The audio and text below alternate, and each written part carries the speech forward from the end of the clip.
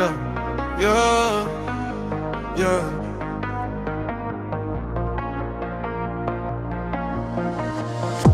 Mergytė su gobtuvu, paslaptis po šešėliu.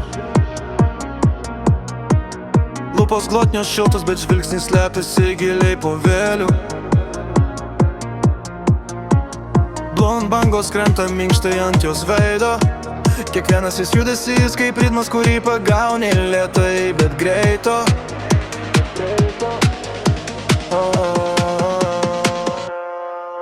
Sėdi tylė taura, triukšminga kaip basas.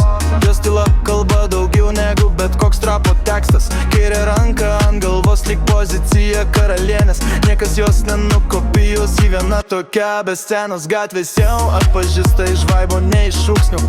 Nei eflekti lėšų stilius paprastas, bet kiekvieną akį dūrė. Hudi pilkas, bet jos charizma dega ryški lyg liepsna po audinių, kuriom gali jausti kartinę iš toli.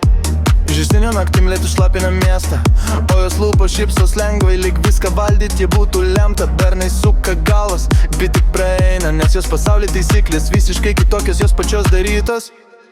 Kiekvienas jos judesys tarsi trauktų į hipnozę. Jos energija jauti net įstovėjai už kampo zonoj. Ji pavojinga ne todėl, kad keltų chaosą, o todėl, kad jos paslapti žavi labiau nei bet koks trapo hausas. Įsėda į mašiną, durys tyliai užsitrenkia, palieka tik kvapą saldų, aštru kaip naktinė legenda.